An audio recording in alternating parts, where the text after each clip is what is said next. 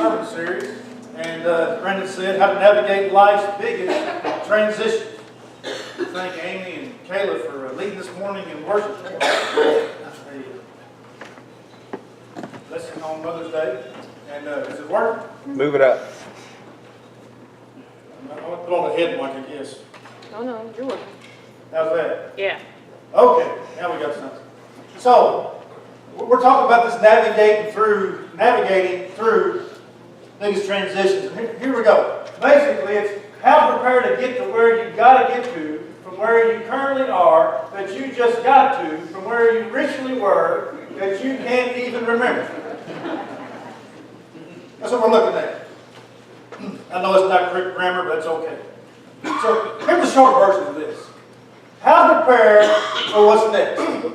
How to prepare for what's next. For all of us, there's a next. You're expected and excited and a little bit stressed about what's next sometimes. And that makes things perfect. But here, maybe you have something coming up in the next few months, or within the next year. Or maybe you have something that's coming up 3 years down the road and you're planning for it. And you're looking forward to maybe what's next. Maybe what's next for you is you're having graduation. Graduating high school. Maybe you're graduating college and moving on to the next thing. Maybe you are getting ready for a wedding. And you're getting ready for that. And that's the next thing in your life. The next transition in your life. Or maybe you're going to have a baby. Maybe you already got 2 babies. You're going to have another baby. Maybe you got 3 and you got to really transition to a 4th baby. You know, that would be something, but maybe your family is all beginning to move out of the house and you begin to have an empty nest. And what are you going to do with that? That's your transition. Or maybe you've been working all your life and now you're getting ready to retire. And what's that going to look like? What is that transition going to look like? For all of us, there is this next thing. We get excited about it, we think about it, and sometimes we get stressed about it. But here's what happens. You have next, then there's a transition that takes place, then you have to change, and then you get stressed. No matter what it is, I don't care whether you're looking forward to it or not, you're going to get stressed a little bit about it. And what takes place? So remember when you sent off your first child off to school? You sent them off to school that first day, and you were excited for them to go to school. You were excited about that, and you were looking forward to it, because that's the natural process. They go to school. And so they go. But you're still a little stressed about them leaving, because it's your first child. You don't really know what's going to take place. I had a story of a boy. His name was Tommy, a friend of mine. And they were been talking to him about going to school, and he was all kind of excited about it, nervous about it, excited about it. So they sent him off to school. And when he went to school, he came back home, and they asked me, well, how did the day go? And he said, it didn't go good at all. He said, there were too many children there. And then he said, I didn't learn to read. You told me when I went to school that they was going to teach me to read, and I went today, and I didn't learn anything about reading at all. So tomorrow, I'm not going back. Which means the next day was going to be a stressful day as well, maybe even worse. Here's the question. Are there really things we can do now to prepare for what's next? Some of you all getting ready to do some big next things. Some big things. Is this even possible? The reason I propose the question is to help us to see that the answer to that question is yes. You can't prepare for what is next. So that's what we're going to look at for the next few weeks. And as we look at preparing for what's next, there are 2 things we have to keep in mind. First, along with everything else you pack for what's next, you got to remember this. You pack you. You pack you. That's really important, because wherever you go, there you're going to be. You're going to be right there wherever you go. And here's why that's important. In our minds, we fool ourselves into thinking, once I get out of the house, once I get off to school, once I'm married, once we have kids, once our kids are grown up, and so we think a new view and a new do means it's going to make me a new you. I'm going to be different. When this new stuff comes along, I'm going to be different. Somehow, once I'm in a different environment and have a different perspective, and I find myself and remake myself, and I have a new view of a new do, really it doesn't result a lot of times in a new you. You're still the same old girl you was before. You're still the same old boy you was before. You still have the same morals, the same ethics, and the same weaknesses. You're still the same. You just took yourself with you when you went to that new place. The second thing to keep in mind is this. There's no necessary correlation between knowing what is next and being prepared for what is next. Now, if you don't think that's true, every single Saturday in the United States, somebody, boys and girls, get all dressed up, and they go and take some vows and say, I do. And all of us who are on the other side of those I do's know that that's not really an I do that we really can grab a hold of.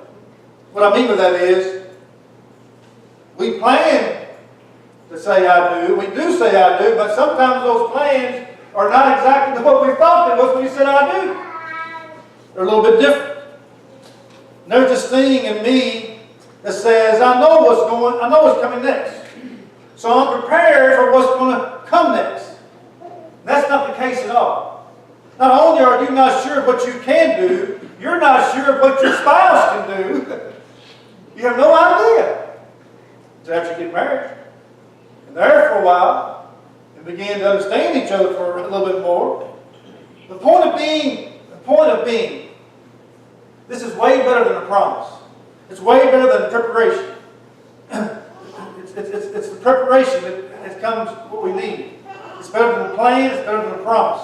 It's the preparation. Preparation is what's next. It trumps a plan. It trumps a promise every single time. And that's why this series is so important. If you've got something coming up next in your life, the good news is we got a lot of help from that in the Bible. How to help us for what's coming up next. We're going to be looking at Jesus' brother James this morning. As James writes this document, at the end of this letter, he says, if you will do what I tell you to do, that's what James says. At the end, he says, if you'll do what I tell you to do, this is what he says. You will be blessed in what he does, in what you do. There's something in this season of your life that you will do. If you will set up for the next season of your life. I love this illustration in this passage. See, James wrote this in the first century. And James was the brother of Jesus. But he wasn't one of Jesus' disciples. He really didn't start following Jesus after the resurrection took place. But he became the leader of the church in Jerusalem. So here's what James said. Do not merely listen to the word and deceive yourself. The reason he says listen to is because back in the first century, they didn't have a Bible. Everybody wasn't walking around with one of these. They all gathered in places. What we call a Sunday school class, a small group. They all gathered there. Or they gathered in a large gathering like this. And they listened to someone talk to them about the Scriptures, of what they had to share with them. They were accustomed to sitting there. For us, we could change this word to do not merely read this word and so deceive yourselves. He is saying, do not fool yourself into thinking, if you've heard it, that it's going to make a difference. If you think listening to or hearing it makes a difference, you have deceived yourself. So this is a big deal, especially for us church people. Go to church all the time.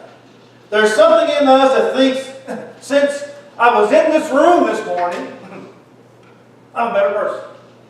I was in Sunday school class or a small group, I'm a better person. If I was here in church 3 weeks in a row, Lord, I'm a better person. That's what we think. It's true, it's great to be in a small group. It's great to be in a pew. But James says, don't allow the habit you have of listening or reading to deceive you. Because hearing and listening just does not get it done. It doesn't make a difference. So what makes a difference? Well, I'm glad you asked that question. Here's what it is. Do what it says. That's what makes a difference. Do what it says. It's not enough to listen. It's not enough just to hear. It's not enough just to be convicted. One of the things with us as Americans, there's something in us that when you're confronted with something in a sermon, you go, that's good. He's bringing it to us this morning. For us, that's the kind of religious experience. In fact, for some of you, the point of going to church is to feel bad when you leave. That's the way it comes across sometimes, because you feel like that's a religious experience because I came in, they told me what it was, I feel bad, so now I must have been to church. Today was great. I feel terrible about myself, so I'll see you next week. I don't think so. I feel bad about myself, so I'll get credit with God. I'll see you next week. James is going, where did you get that from? God didn't say that. Jesus didn't say it. The goal isn't for you to feel bad. That's not the goal. The goal isn't for you to hear and you ought to. That's not the goal. James says you need to do something with what you've heard. So James says this there in verse 23. Anyone who listens to the word but does not do what it says. Then he gives one of the greatest illustrations I believe in the Bible. He says this. It's like someone who looks at his face in the mirror and after looking at it himself goes away and immediately forgets what he looks like. And here's his point. To listen to Scripture or to listen to truth that's been taught to you and to not do anything with it is like getting up in the morning and looking in the mirror and going, that looks horrible. And then putting on your clothes and going on about your business. That's what he's saying. When we look into the mirror, we're reminded that something needs to be done, don't you? It's like seeing something and not doing something, which is something none of us would do on a daily basis. We wouldn't do that. We wouldn't get up in the morning and look in the mirror and think, oh my goodness, look how bad I look, and just put on some clothes and take off. We wouldn't do that. When you see something, you do something. You know why? You know why you do something when you see something? It's because a mirror requires a response.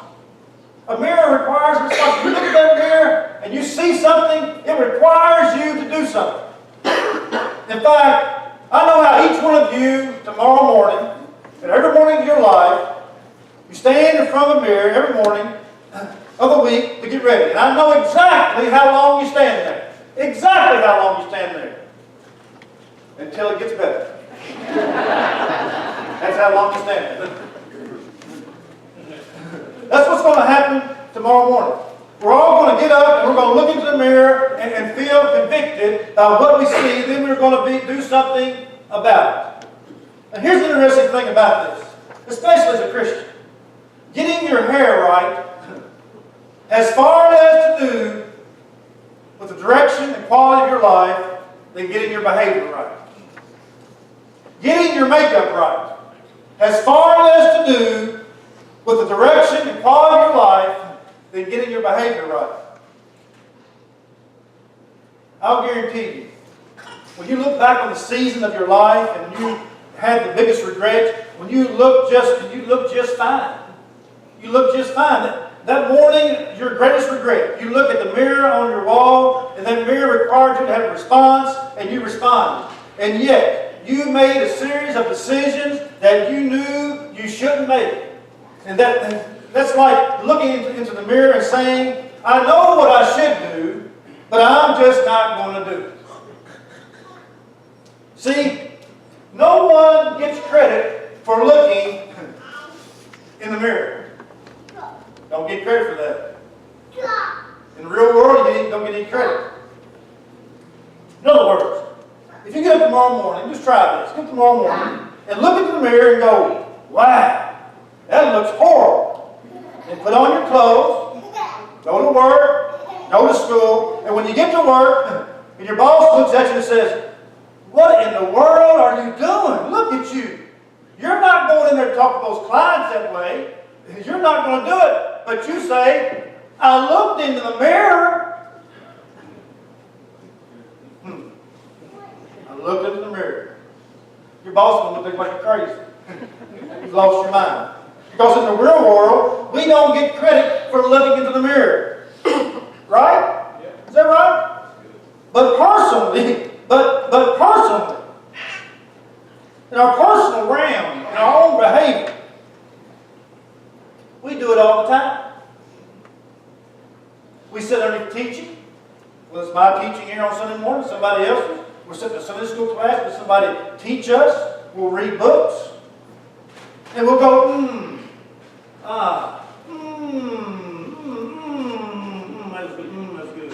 I had a friend of mine call me one time, he's a new Christian. He said, Brother Kyle, he said, I just want to know one thing. He said, what is that Christian move about?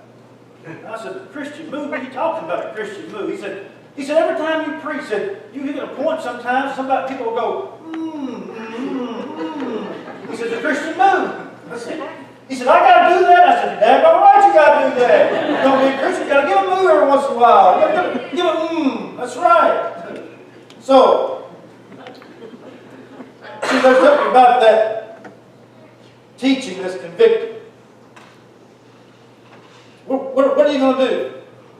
Nothing just came back. Nothing just came back. I'll just come back next week for a little more dose of conviction. What are you going to do with the conviction that you get? The same old thing? Are you going to do anything with it? Or are you just going to go, walk out the door and come back next week and say, give me some more of that conviction. Give me some more of that conviction. Isn't that what you're supposed to do? Just get the conviction and leave? James says, if that's your pattern, you're deceiving yourself. You know what you should do, but you just don't do it. If you're in the habit of seeing something, but not doing nothing now, guess what's going to be your pattern in the next season of your life? The next step you take in your life. Some of y'all get ready to take a big next step. And the things that you're doing now that you shouldn't be doing, you're going to take them right on with you. Because you know why? You're going there to the next step. You'll see something and do nothing then as well. Because a habit now of doing nothing, of what you hear and what you see, will be the habit you carry with you into the next season. You want to be prepared? James goes on to say this. He says, but. He puts a big but right there. Now he introduces the first habit we are going to look at this morning in this series that prepares us for what's next.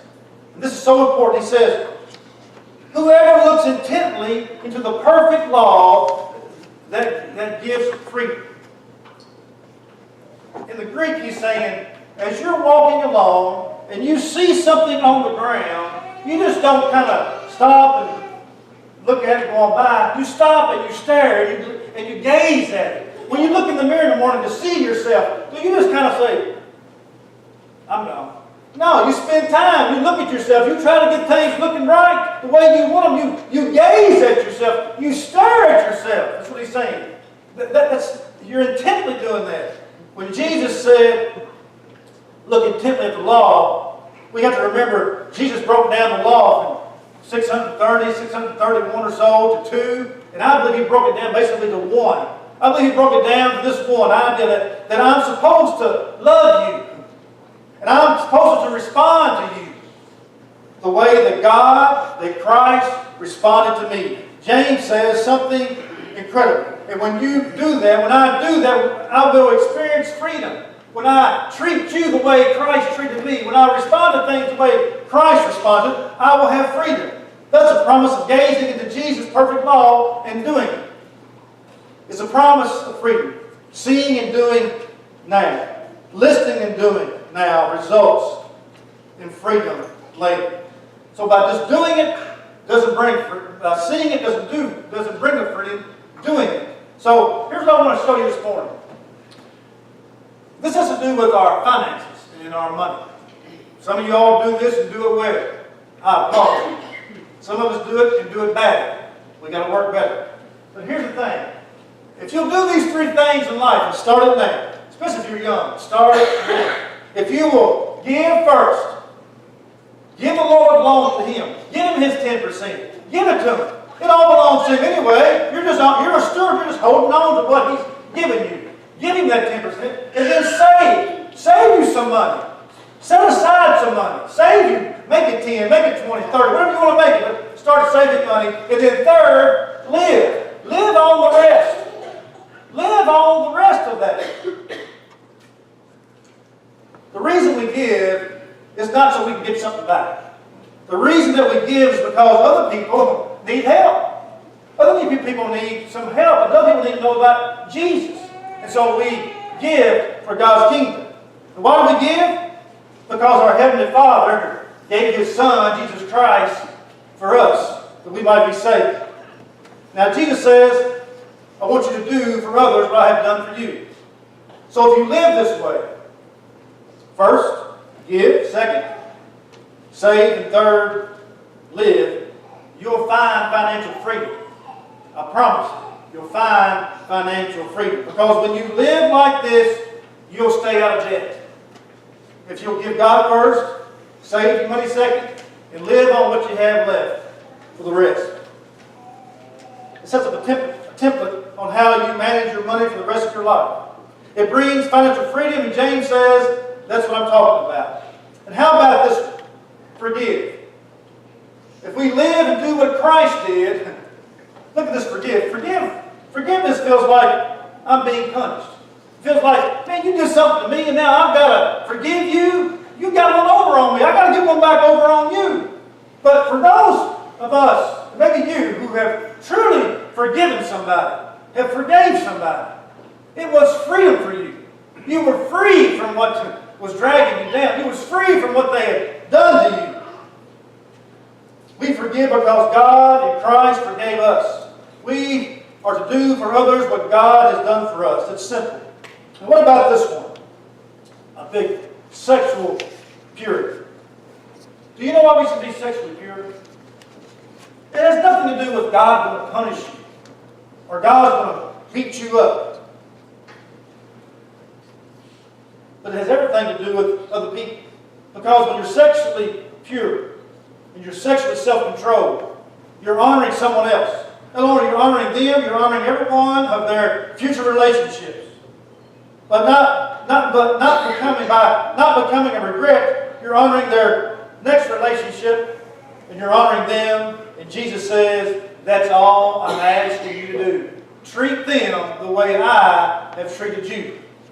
Love them the way I have loved you.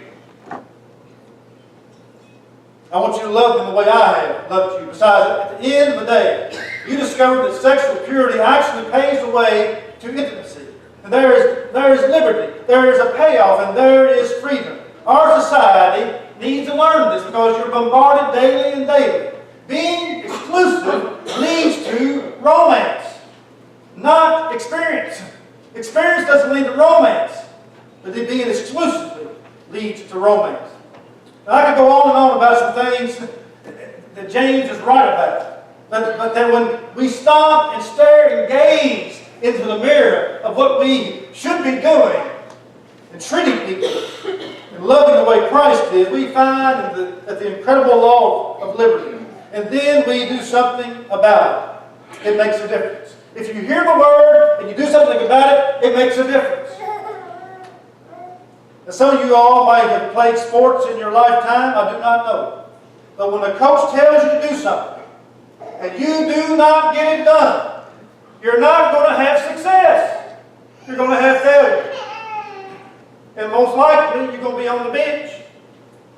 And if you can't handle that, you're going to be out the door. So he's saying, be intently looking, listen, and do. Because looking and making adjustments is what creates liberty. Do you know why? Because the seasons of life are connected.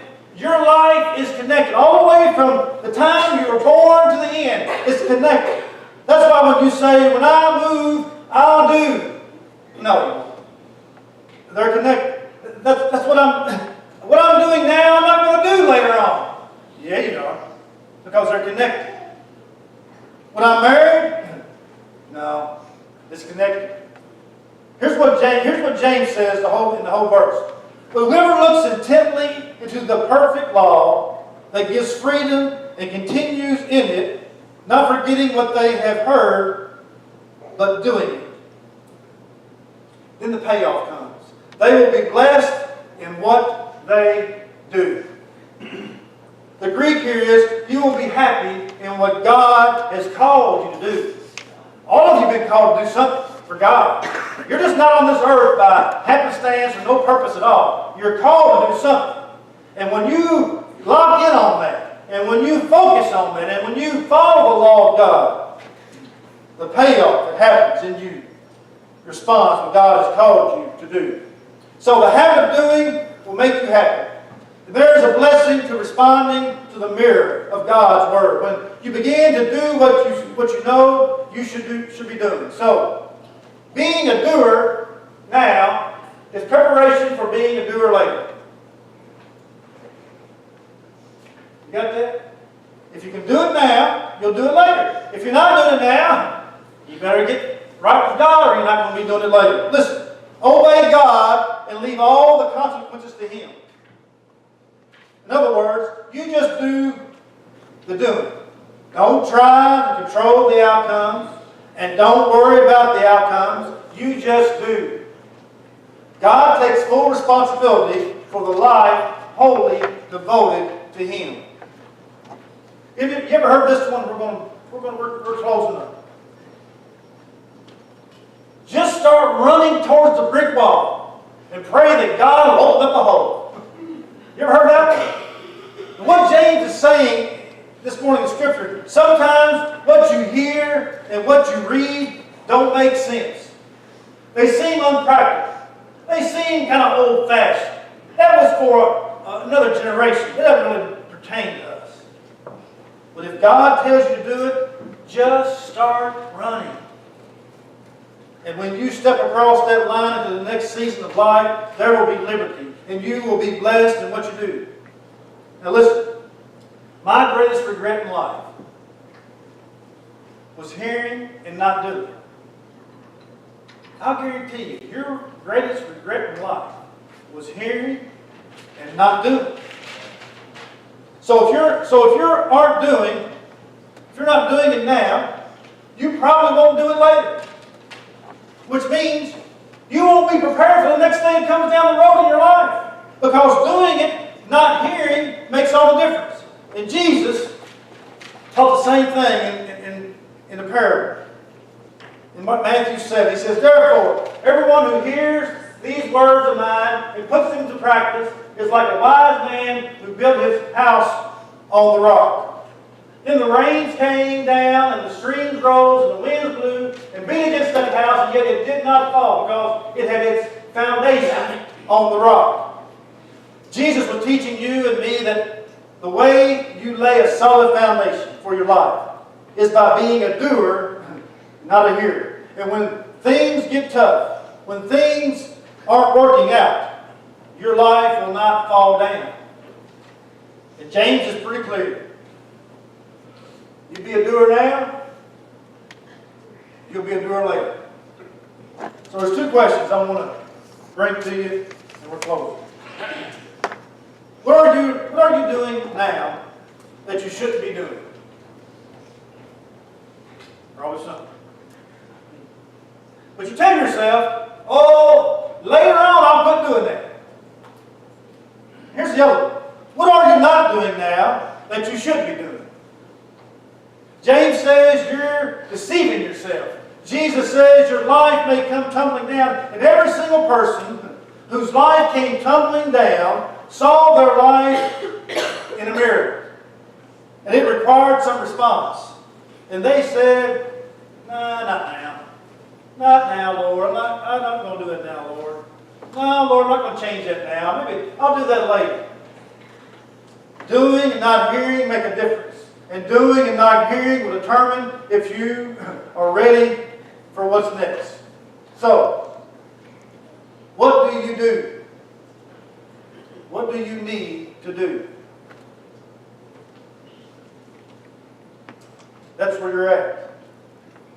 What do I need to do?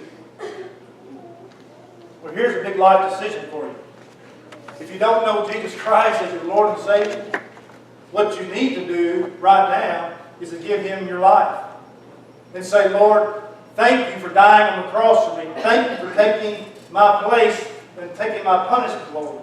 And I believe that you're my Son. I believe that you're my Savior and my Lord, and I want to follow you. If you want to do that this morning, that's the first thing. That's the next step. You've got to do that. You've got to be willing to say, Lord, I put my trust in you. If you've already been there, the next step is get involved in a small group or a Bible study. Get involved in where you can build some community with one another. That's the next step. But say you're already a Christian. You already know who Jesus is and you've been following Him. What's the next step in your life? Graduation, a job, a new career, marriage. What is the next step? Are you ready? Are you prepared? You're not going to be prepared if you're not letting the Lord lead and guide you. Because it's up to us. Many times we head into the ditch because we don't know how to drive the car very well. This morning, won't you give your life to Jesus? Let's stand.